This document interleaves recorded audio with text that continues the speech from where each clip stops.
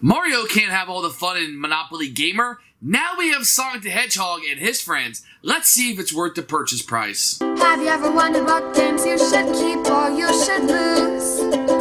Find out here at Purge Reviews. Monopoly Sonic Gamer takes the Monopoly Gamer that we know from the Mario universe and puts Sonic in it. So it's just a swap out. It's the same game with 4 Sonic characters with different powers they're going to have. So it works exactly the same. So if you grew up with Sega Genesis instead of Nintendo Entertainment System, then this one's going to be for you.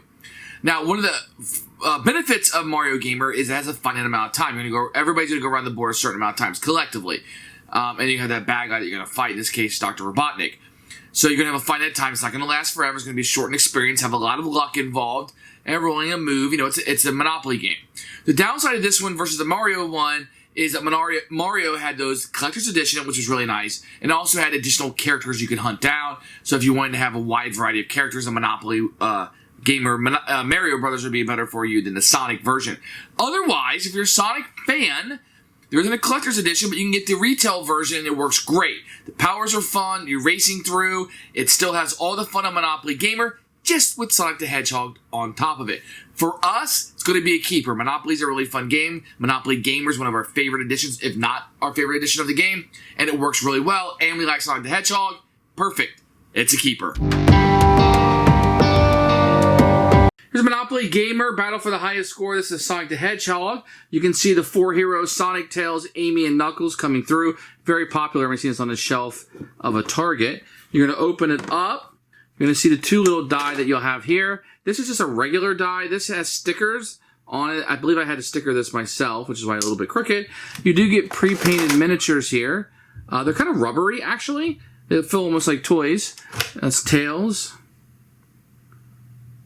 And they do have a nice 3D feel to them. These are actually pretty nice, especially for a Monopoly game.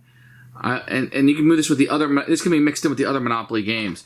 So you can have like Mario against Sonic here if you wanted to. Very colorful. It feels like a Monopoly game as you're opening up. A little bit more care that some of them have. You're going to have some tokens that you'll be able to earn. These are the rings. You'll have them in 1s and 5s. Very nice.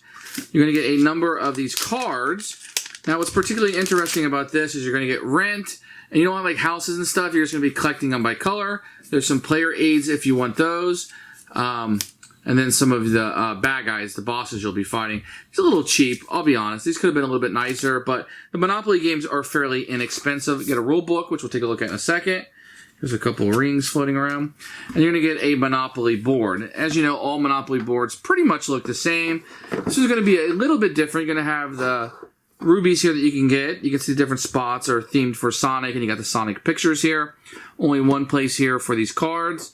You still have the jail. I don't know what that has to do with Sonic, but you do have a nice looking board here. I do like it quite a bit. Here's a rulebook for Monopoly Gamer. You can see Sonic on the front. If this is your first foray into it, then you'll definitely want to look here. There's a little section that tells you what's between this and Monopoly. And then the first time you play, it kind of unfolds like this. I'd recommend taking 10 minutes to read through this. If you play Monopoly, you kind of know some things, but you may assume some things that aren't true in this one. The bosses, how that works, and the end of the game. This back page is just advertisement and credits. I would give myself a good 10 minutes to go through this. Once you kind of explain it, kids will be able to play on their own. You'll be having fun in no time.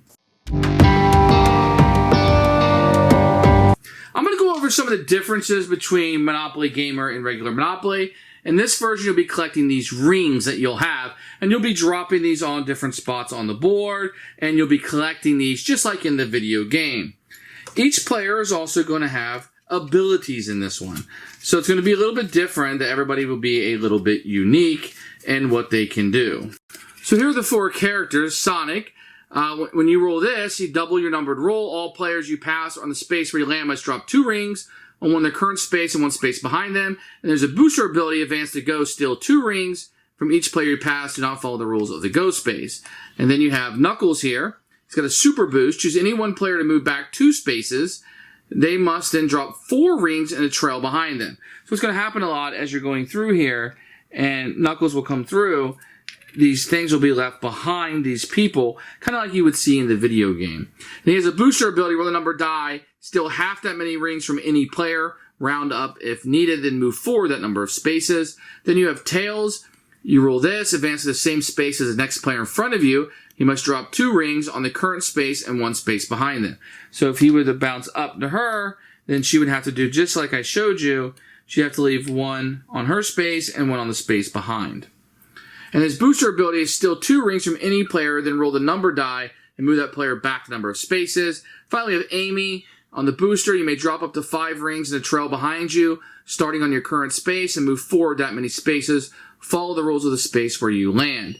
Booster, choose 1 player in front of you and 1 player behind you to move back 2 spaces, and then still 2 rings from each of those players. So these are going to be the abilities the 4 characters are going to have in the game.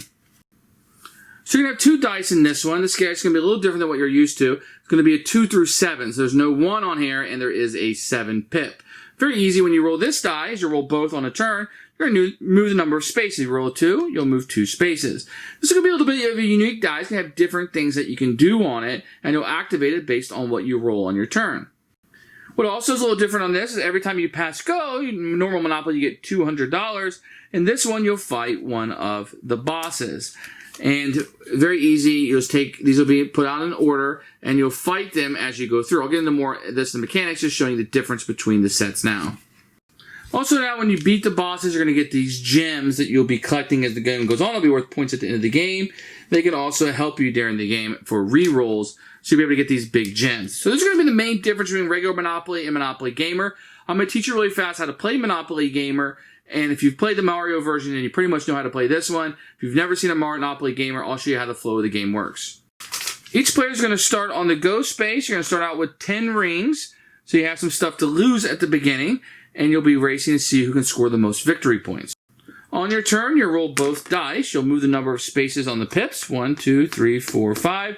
Then you'll activate whatever is on this side of the dice. The sides of the dice will do different things. This one will give you 5 rings. If you hit the spikes, you drop rings equal to the number you rolled. So if I rolled 5, I would drop 5 rings. And then you have the red spring. You add 4 to whatever you roll. So in this case, if I rolled it, I would move 9. And then you have the yellow spring. You add 2 to your numbered roll. Now the red one will have Amy's power, and the yellow one will activate Tails' power. You also have a bumper where you doubled your rolls. In this case, I'd have a 10. And this would activate Sonic's power. Then you also have the item box that you're going to have here. Until the start of your next turn, next time you have to pay rent or drop rings, you're immune. So use a little bit of new immunity and will allow Knuckles' power to be activated. So roll those dice, you move the number of spaces, and you do whatever lands on this side. Properties pretty much work exactly the same. The price is going to be listed on here. So that's how much it's going to cost if you buy one of these. If you can't buy it, then it'll be auctioned off. If somebody were to land on it, the rent would be listed right on it. Now, you don't buy hotels or houses in this one. If you collect both in a set, then you get the amount of rent with the colored set. So in this case, it would be doubled. Here, you can see it's $1 rent, but if you have both of them, it's $2 rent. And these tell you how many points they're worth at the end of the game. Now, there are a few spaces on the board you need to be aware of. So you have these loop spaces, like here. And here, if you land on one of these, you just move to the next looped space. Very easy. If you land on a ring, you just pick it up.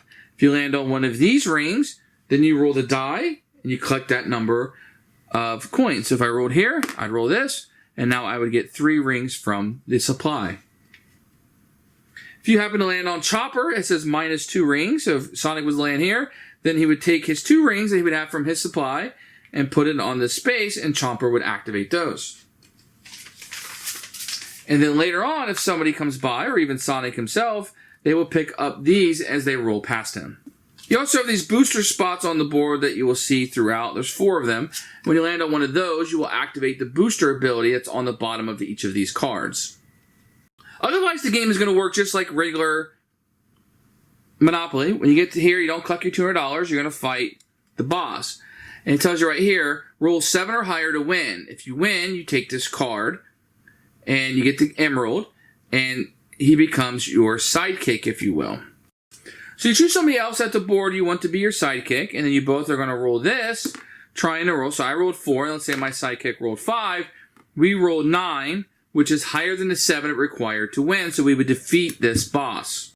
If I was the person that when to go, I would collect this, I would get the emerald, and the person that was my sidekick would get what's called a chaos token, which is one of these blue ones. So he would receive a chaos token for helping me win. If you lose, you could spend one of your tokens, your emeralds that you had won previously, and that would give you a reroll to continue to roll again. Once you go through this whole deck of bad guys, you will come to Dr. Eggman, who will be the final boss. That will end the game once you fight him, win or lose. Then you tally up your points. You get points for your properties. You're going to get points for beating bosses. You're going to get points for the rings that you're able to obtain during the game. And whoever has the most points is your winner. Who should buy this game? If you like Monopoly, maybe some younger gamers, and you like the Monopoly Gamer game, and you like that particular version, but you happen to be a Sonic the Hedgehog fan and not a Super Mario Bros. Fan, or you just want both, you could definitely take these characters and add it into the Monopoly Gamer game with Mario Brothers and mix them all up if you have all of them. I don't see any reason why you can't.